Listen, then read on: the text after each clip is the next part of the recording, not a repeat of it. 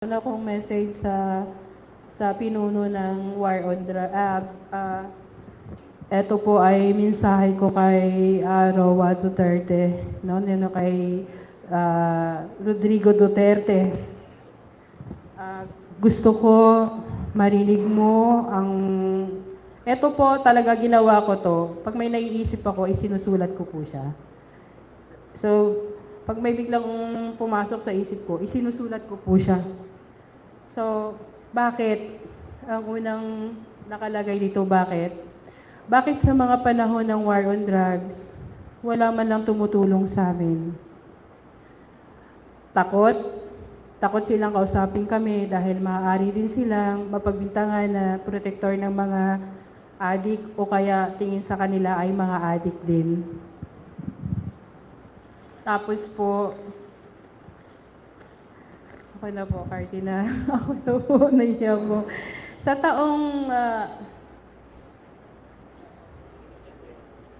Sa mga taong tutulong tulad kong ina, humihingi ng ustisya, wala akong makukuha ng ustisya dahil alam kong nakaupo pa ang taong utak ng madugong war on drugs. Si Rodrigo Roa Duterte, ang sinasabi kong utak sa madugong patayan. Siya ang taong unang presidente ng anak ko.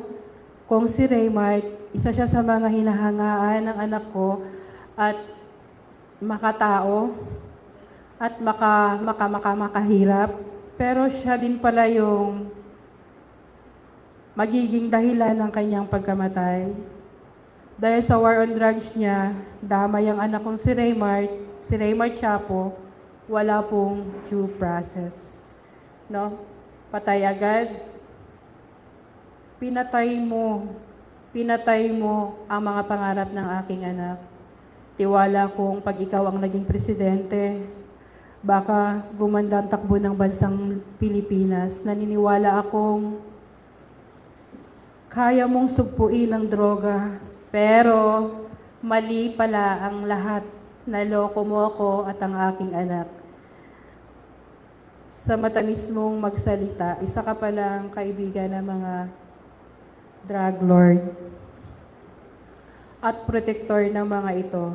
Pamilya mo, ang mga anak mo, tawid sa malaking transaksyon ng droga, pero pinapatay ng mga kapulisan ni General Bato, puro mga batang di kayang lumaban, mga batang may mga pangarap sa buhay, mga tatay, nanay na may mga kailangang pangbuhayin, mga batang kailanman di na makikita ang kanilang